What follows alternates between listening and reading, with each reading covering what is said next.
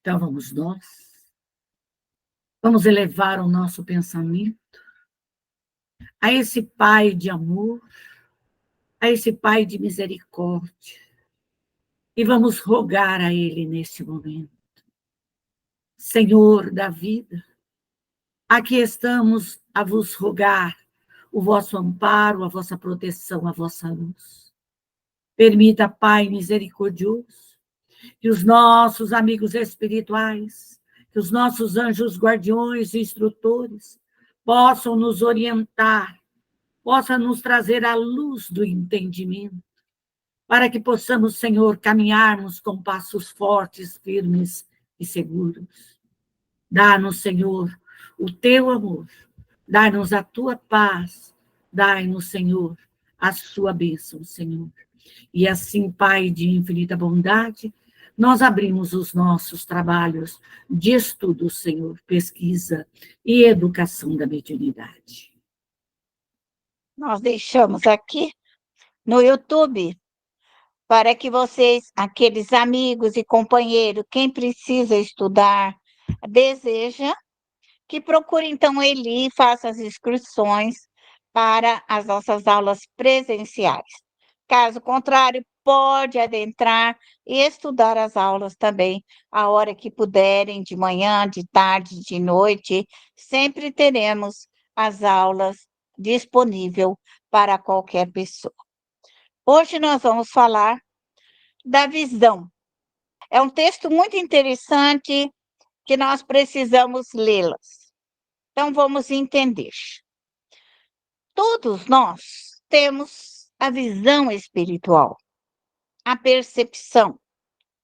E esse desenvolvimento dessa percepção é uma emanação da alma.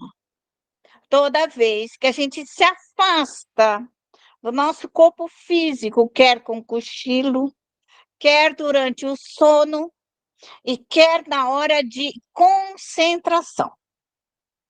Se a pessoa também altamente se concentrar e for a um determinado local, nós também nos afastamos do corpo físico. Há um processo de ir na cochilo e no sono. Isso pode acontecer. O estado de emancipação da alma sempre se realiza durante o sono. Então, no aprendizado nosso, e nós dormimos e vamos estudar, vamos aprender, vamos em baile, vamos em festa, vamos em carnaval, vamos em lugares ruins, inventamos dia onde não deveria ir. Como poderemos realizar grandes coisas?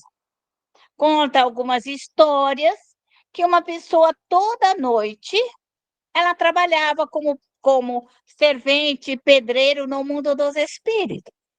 Quando ela morreu, levaram ela para ver a grande obra que ela havia feito durante o sono. Então, ela ocupou todo o seu espaço da noite, trabalhando, auxiliando, amparando nas colônias espirituais. Assim, você pode fazer faculdade, pode estudar o que você desejar durante a noite e aprimorar os seus conhecimentos. Toda vez que o corpo repousa e que os sentidos estão inativos, o espírito do médium está longe. Então, se você entrar numa modorna e você dizer assim, eu vou dormir um pouquinho, você dá aquele sono leve, você pode ver determinadas coisas, pode registrar. E se você estiver numa prece, numa oração profunda da sua alma, e você vai ver o seu filho, a sua mãe, aquilo que você quer, você se afasta do corpo físico e vai ver. É essa visão, é essa percepção que o médium deve observar toda vez que ele estiver numa pesquisa da sua alma. Ele se encontra no estado em que se encontrará após a morte. Então, veja bem, a gente dorme e está morto. Olha que chique. anda, passeia, vê o que quer. Então, a morte é super legal, né?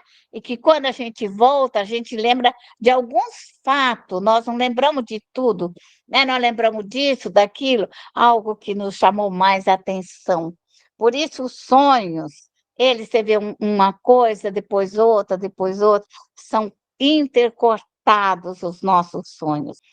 Então, morrer é dormir.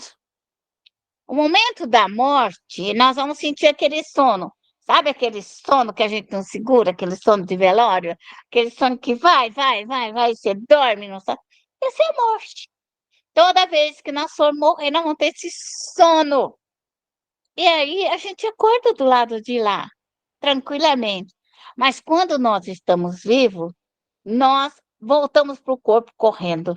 Aí a gente acorda e fala, o que aconteceu? Então nós voltamos ao corpo físico, né?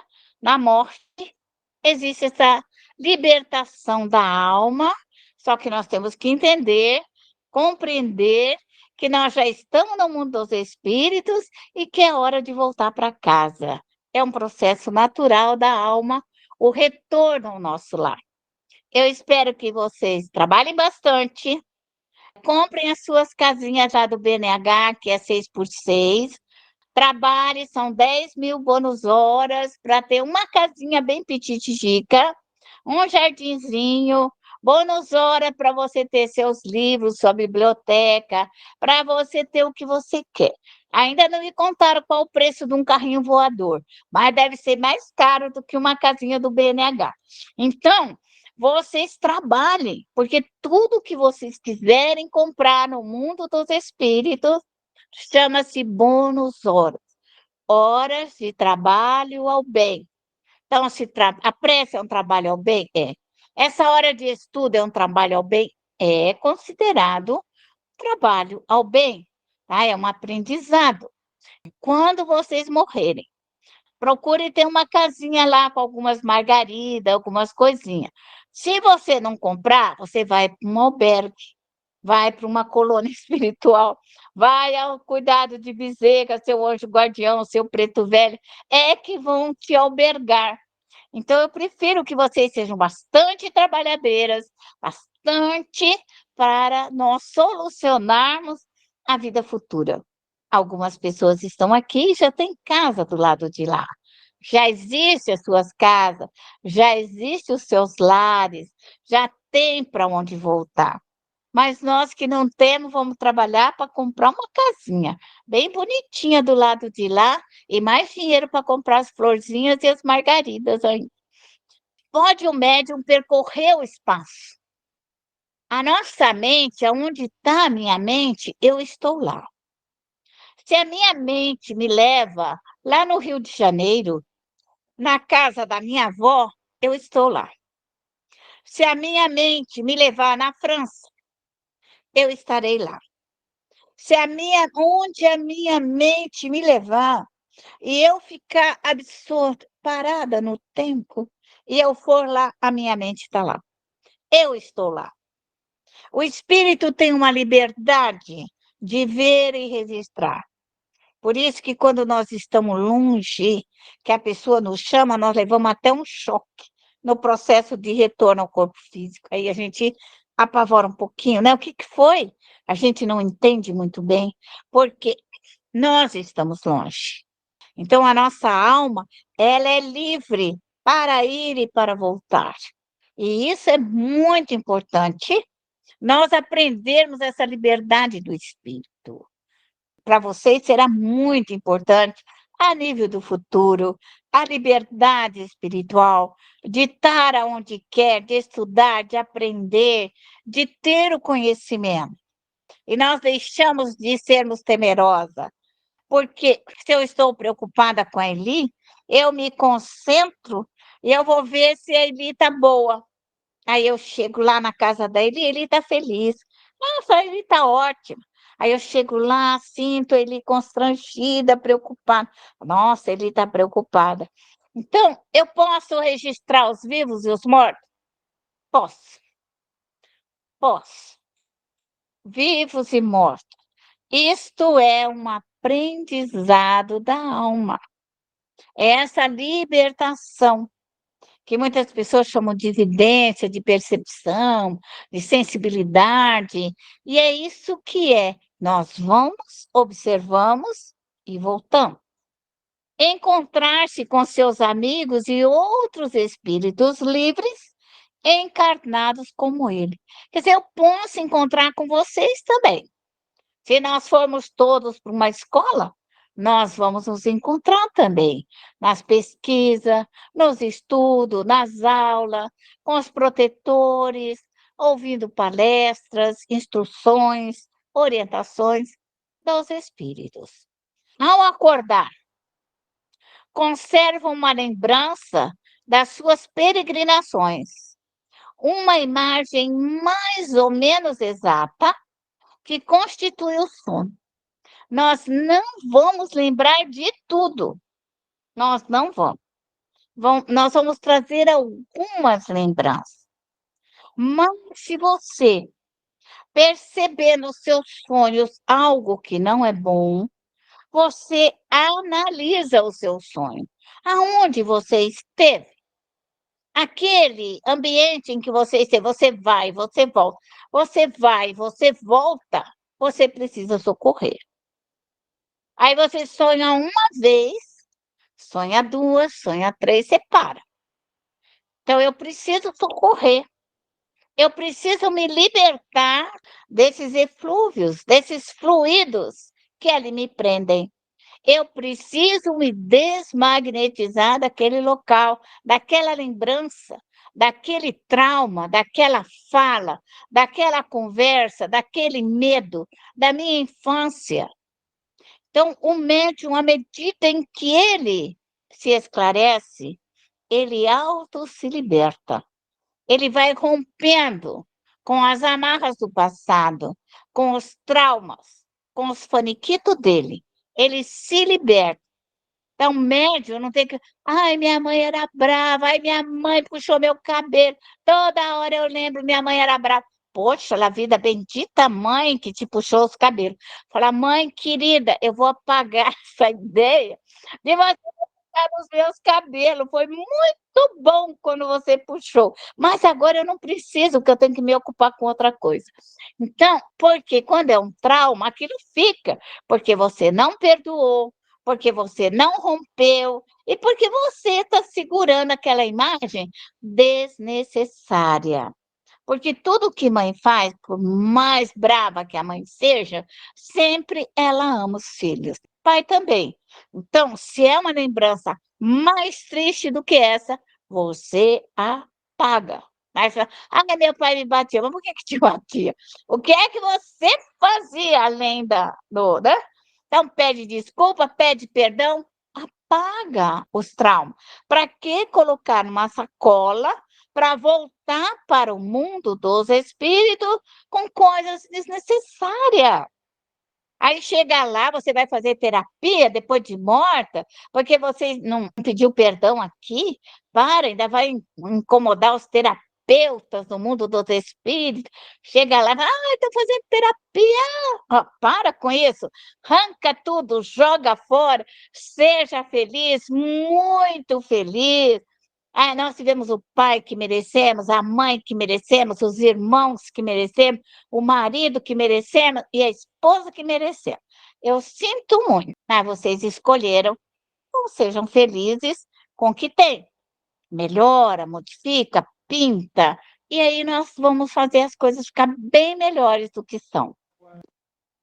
Então, a intuição, quando nós voltarmos com uma ideia, veja que aquela ideia ela pode ser aplicada, que às vezes os nossos sonhos e as visões e as percepções nos levam a uma mudança. E a gente percebe que nessa orientação nós precisamos mudar. Mas o médium também que desenvolve e a sua equipe de trabalho, e ele pergunta: o que é que eu posso me melhorar? Onde que está errado em mim? E o anjo guardião vai dizer: seu orgulho. Aí você ora para você e tira seu orgulho. Aí passa 2 anos, você... E aí, meu anjo guardião, eu melhorei no meu orgulho? E ele fala: não. Então, você começa de novo. É isso que nós somos. Aí você é preguiçosa, todo mundo fala que você, e você também é. Aí você fala assim, eu preciso me libertar dessa minha preguiça, e você vai libertando os espíritos, e você. Aí chega um dia, você pergunta para o anjo guardião, meu anjo guardião, já melhorei na minha preguiça? Nem um pouquinho, você continua ainda recolhendo os preguiçosos, limpando. Então, um anjo guardião é um espírito que nos aconselha e nos prepara. E às vezes você fala para ele: esse caminho que eu quero ir está certo? Ele vai dizer não. Pense novamente numa outra saída. Aí você fala: nossa, eu queria fazer isso. Ele fala: não o faça, não vai dar certo. Espírito guardião fala sim, não. Vai dar certo, não vai dar certo. Não dá explicação. Não dá. Espírito guardião não fala que mais. É sim, sim, não, não, faça, não faça, não mexe aí, pode voltar, isso aí tá errado. É assim, é rapidinho, mensagem curtinha, só isso. Não vá. Então, uma hora que você for fazer alguma coisa, o anjo guardião chegar e falar, não vá, você recua. Recua, dá 2 passinhos para trás, senta no sofá e fala assim: deixa eu orar para ver o que é que eu vou fazer.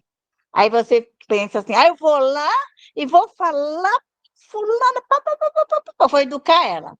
O anjo guardião chega assim: não faça. Pronto, já deu o recado dele, você recua. Não faça mais arte do que isso. Ele já está avisando que não vai dar certo e que você vai se meter numa fria. Então, o médium tem que ser ligeiro, tem que aproveitar rapidamente a instrução do anjo guardião e do espírito protetor. A luz espiritual. A luz espiritual não é a luz física. Quando nós nos melhoramos, nos evangelizamos, nós criamos uma luz particular e íntima. Nossa, nós temos uma luz específica. E aonde nós formos, nós temos a luz, a nossa luz. Nós nos irradiamos a nós mesmos. A nossa imperfeição, nós ficamos mais ou menos fechados, imbuídos de algo escuro, aonde nós não temos a luz. Por essa razão, nós devemos orar bastante por nós e termos a luz própria. Não dá para carregar com a luz dos outros, é melhor carregarmos a nossa própria luz. A luz material é feita para o mundo material. A luz espiritual para o mundo espiritual. Existe uma luz especial cuja natureza nos é desconhecida. Então, nós ainda não compreendemos a nossa luminosidade, nem esse valor íntimo da nossa alma. Mas nós adentrar as regiões difíceis, nós temos luz. Aonde nós formos, nós temos luz própria. E é essa luz que precisa ser desenvolvida e aprimorada, que nos dá a evidência, essa clareza. Nós mesmos podemos iluminar e ver a realidade na nossa frente. Então, é uma questão de hábito, é uma questão de aprimoramento da nossa alma. A alma é envolvida pelo perispírito traz em si mesma seu próprio princípio luminoso. A vista espiritual não é igual, nem extensão, nem a mesma penetração em todos os espíritos. Cada médium é um médium. Cada médium tem a sua cor. Cada médium tem a sua luz. Não existe 2 médiuns iguais, porque a potencialidade de cada um, o poder das emanações, o poder mental, o poder dos fluidos é particular de cada médium. Então, somos nós que desenvolvemos esse potencial. Então, nós devemos orar muito por nós. Por nós. Médium tem que cuidar de si. Cuida muito de você. Você é a pessoa mais especial que existe, mais bela, mais bonita, porque você que tem que cuidar de você, certo? Para os espíritos inferiores, ela é enfraquecida, essa visão, que interpõe como uma espécie de bruma ou névoa. Então, quando os espíritos inferiorizados, nós e eles, nós não temos essa luminosidade, é mais escura, não conseguimos ver. Por isso que os espíritos inferiorizados precisam da nossa prece, precisam do nosso amparo, porque eles estão dentro de uma própria bruma, de uma escuridão, e eles precisam da nossa luminosidade.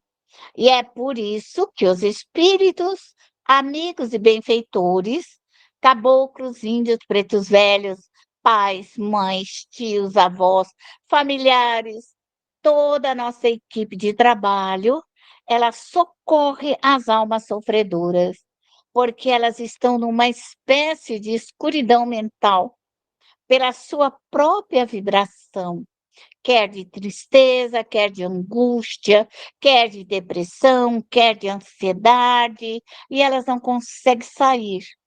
E é por isso que nós, médiuns, vamos até elas, levamos os nossos melhores sentimentos de amor e podemos transmutar, modificar e elaborar todos esses fluidos. E com esta faculdade, que certas pessoas veem o interior do organismo e descrevem a causa das moléstias. Há médiuns que conseguem ver dentro das pessoas. Então, elas podem ver os nódulos, elas podem ver as manchas escuras no coração, na garganta, no centro de força, no estômago, no fígado. Então, quando elas conseguem ver esse tipo de energia, podem ser desmagnetizadas, limpas, retiradas, solvida aquele nódulo, aquele conjunto de energias negativas. Encaminhar os espíritos para a consolação, regeneração, redenção e lama astral. Todo médium precisa socorrer a sua família. Toda a sua família, seu pai, sua mãe, todos aqueles que estão em volta dele, seus filhos, as crianças, quando acaba de nascer, médio tem que rezar de manhã, de tarde, de noite, eternamente pelos seus filhos. Não deixe os bebês, não deixe as crianças sem orações, sem prece. Não deixe as crianças sofrerem as emanações do lar, da ação dos espíritos inferiorizados. Pai e mãe têm que orar muito pelos seus filhos, refazer todos os corpos espirituais, desconsagrar, desmagnetizar, exterminar o mal, desintegrar o mal, desmanchar o mal, solver o mal, queimar o mal, desmaterializar. Então, o processo é mental. É o médium que fala: quero exterminar o mal e eu queimo, solvo, desmancho. É o pensamento do médium. É a ordem de comando mental para solver e queimar a maldade, a escuridão, as trevas. É o médium que queima, é o médium que limpa, é o médium que restaura, é o médium que faz. Encaminhar os espíritos para as colônias espirituais. Por que que nós temos que colocar antes nas bacias? Porque eu não posso pegar um espírito sujo, todo maltrapilho, espiritualmente enegrecido, e querer colocar ele numa colônia espiritual limpinha, organizada, ajeitada. Não.